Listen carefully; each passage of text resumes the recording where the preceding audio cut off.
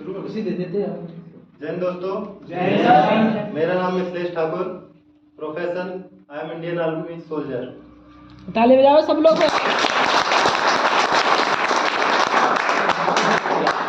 मेरा मेन मकसद यहाँ आने का यही था, भैया से मैं बहुत दिनों से मिला नहीं था, और साथ ही आप लोग जो अभी अग्निवीर की तैयारी कर रहे हो उसके लिए आप लोगों से खासकर मिलना था।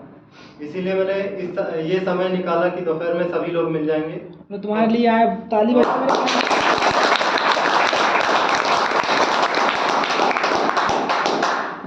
तो मैं पहले अपनी बताता हूँ। जब मैं 12th से निकला तो ITI कर रहा था, और उस टाइम मेरा फोकस ये था कि जल्दी से जल्दी जॉब लगना, क्योंकि एक नॉर्मल फैमिली के लिए मतलब मिडिल क्लास फैमिली के लिए घर में कोई गवर्नमेंट जॉब में होना जरूरी है सर, ठीक है। तो मतलब मन में यही था कि मैं जल्दी से जल्दी 1-2 साल के अंदर में जॉब में लगूँ। तो ऐसा कोई ऑप्शन नहीं था कि मैं दूसरी जगह ट्राई कर सकूँ जहाँ पे लॉन्ग टर्म मेरे को लगेगा ही। पता था MPPSC वगैरह तो टाइम ही लगेगा 3-4 साल। लेकिन फिर मैं सोचा कि देख इंडियन आर्मी में भी कहीं ना कहीं जल्दी सिलेक्शन हो जाता है अगर आप कड़ी मेहनत करते हैं। तो फिर मैंने एक सोच बनाई कि पहले मैं अपना फिजिकल तैयार करूंगा, और उसके साथ मेरा, क्योंकि पढ़ाई लिखाई में तो वैसे ही थोड़ा सा मैं तेज था, तो मेरे को पता था कि मैं इंडियन आर्मी का निकालूंगा। तो मैंने उसके लिए NTPC रेलवे वगैरह इसकी तैयारी करना चालू किया पहले, जब मुझे इधर पता नहीं था। तो ITI के साथ मैं उसी की तैयारी में लगा हुआ था, क्योंकि उसके अलावा कोई दूसरी वैकेंसी थी नहीं रेलवे के अलावा। वो भी 2 साल निकल गया, पता नहीं चला कि कब आ रही डेट, कब एग्जाम डेट रहेगी। उसी बीच भर्ती थी, मैं फिजिकल की तैयारी कर ही रहा था।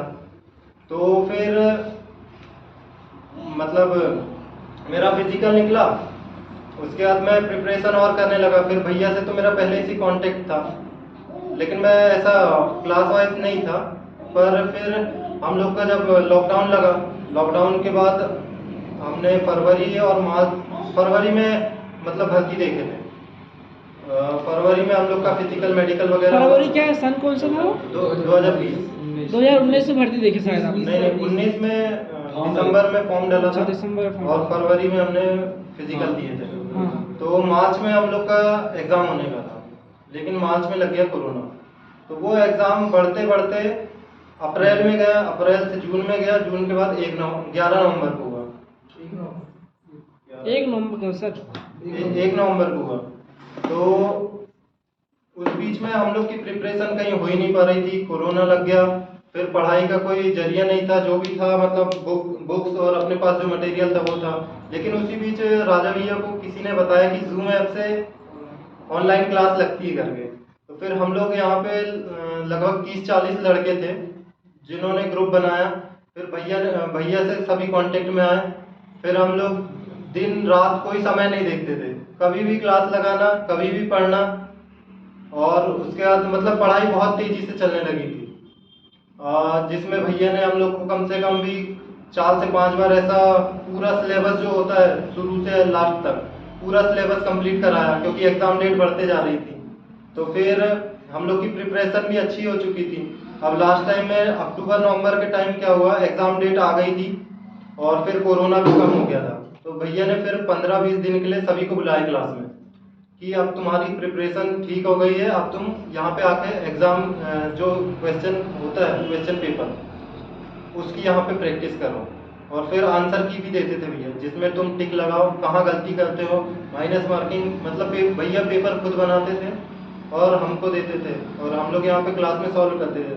तब सॉल्व करते थे तो हम लोग के 30-35 क्वेश्चन सही होते थे, वहीं 5-6 क्वेश्चन हम हड़बड़ी में गलती करते थे, और फिर A का B टिक होता, B का C टिक होता, ऐसा मतलब गलती हो जाती थी। तो उसमें हम लोग की मतलब जो कमजोरी थी वहाँ पता चलती थी। तो ऐसे मतलब प्रिपरेशन बहुत ज़बरदस्त की है, जो भैया पढ़ाते हैं उस चीज़ को ध्यान रखना बस, और खुद से मेहनत करोगे तो होगा। नहीं तो भैया तो फिर पढ़ा रहे हैं, आपका फोकस नहीं है तो कोई मतलब नहीं निकलने का उसका। क्योंकि हमारे साथ ऐसे कुछ बंदे थे जिनको मतलब पढ़ाई में तो थोड़े कमजोर थे, लेकिन भैया की बातों को माने उनने, और मतलब एग्ज़ाम तो क्लियर किए। तो उन बंदों को भी मतलब ऐसा विश्वास नहीं था कि यार हमारे यहाँ पे पेपर देते थे तो 20-20 क्वेश्चन गलत करते थे। उनको मतलब अपने आप में कमजोर ऐसा लगता था यार हमारा निकलेगा या नहीं निकलेगा, लेकिन फिर वो भैया ने उनको गाइड करे कि नहीं तुम ऐसा करोगे तो तुम्हारा पेपर निकल जाएगा। तो वह उन बंदों का भी सिलेक्शन हुआ है। तो बस आप में यही है कि मेहनत करो, बढ़िया जो भैया बताते हैं उस चीज़ को ध्यान दो और चैनल को सब्सक्राइब करो और चैनल में लगातार बने रहो इसी प्रकार। ठीक है। ये लोग तैयारी कैसे करें? इनके मन में डाउट बहुत सारे, बता डाउट क्या क्या है तुम्हारे? पूछ ले रहा हूँ। अरे डाउट पूछो भाई, डाउट नहीं क्या? राजा अरे पूछिए सर, कोई डाउट है किसी के मन में कुछ? सर प्रिपरेशन कैसे करें?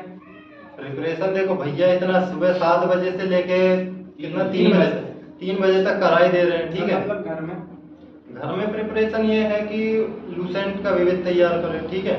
लूसेंट अगर मेरे हिसाब से तो लूसेंट आपको पढ़ते रहना चाहिए, क्योंकि लूसेंट पढ़ने से आपको ज्ञान बढ़ेगा ही, हमेशा कुछ ना कुछ नया सीखने को मिलेगा।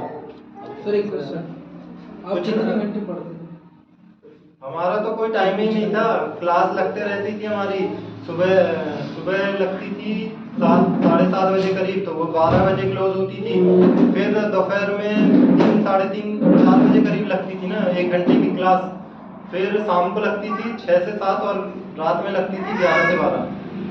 और फिर उसके बाद वही अपना समय, क्योंकि पता था कि इसके अलावा कोई दूसरी वैकेंसी है नहीं अभी, तो माइंड में यही था। फिर दूसरा मैं क्या टेक्निकल से था, और पिछली जो भर्ती आई थी 2018 में, उसमें मात्र 18 बंदे लिया था टेक्निकल में।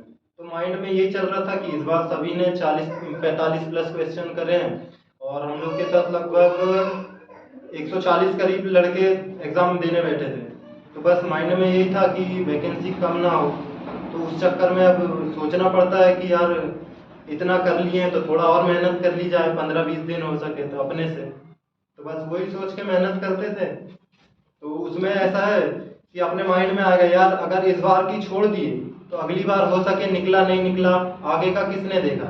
तो बस वही सोच के पढ़ते थे। थोड़ी मेहनत उसमें मतलब खुद के अंदर जुनून लाओ कि नहीं यार भैया ने इतना पढ़ा है, इसके बाद भी हमको पढ़ना चाहिए। कहीं अगर एक क्वेश्चन भी अलग से आ गया या 10 क्वेश्चन अलग से आ गए तो ऐसा बोलने को ना हो कि यार ये भैया ने नहीं पढ़ा। तो इसीलिए मतलब अपने तरफ से भी कोशिश करना है कि वो तो पढ़ना ही पढ़ना है, लेकिन भैया इतना करा देंगे कि उसके आगे का तुमको सोचना ही नहीं। ठीक है। और कुछ डाउट है? जेडी से कितने क्वेश्चन करना पड़ेगा जेडी के लिए? देखो अगर तुम्हारी प्रिपरेशन बढ़िया है तो तुम आराम से 45 क्वेश्चन करोगे। नहीं मिनिमम मैंने नीचे से लिया तो समथिंग देखो बंदे को लेगा कितने? 35 तो करना ही पड़ेगा तुमको कम से कम, जिसका 88 निकला ग्राउंड। 35 क्वेश्चन करना ही पड़ेगा। सही। ट्रेडमैन वालों को बता देना। हाँ ट्रेडमैन वालों की कितना निकालना पड़ेगा? ट्रेडमैन वालों को भाई ऐसा है वैकेंसी बहुत कम रहती है, तो मेरे हिसाब से आपकी प्रिपरेशन अच्छी। यहाँ से राजू जंगेला है अपना, एक बरघाट से अपनी है, ऐसे मतलब बहुत से बंदे हैं, भरत भैया हो गए अपने। तो इन लोगों ने भी प्रिपरेशन किए थे। ऐसा तो है नहीं कि कोई बहुत बड़ा वैकेंसी कम होने पे भी बहुत बड़ा टफ पेपर आता हो, ऐसा कुछ नहीं। वही है आप जो पढ़ रहे हैं उसी में से आएगा। बस ये है परफेक्शन करने का है, गलती नहीं करना। आराम से 45 प्लस क्वेश्चन करोगे, सिलेक्शन है। बहुत बढ़िया।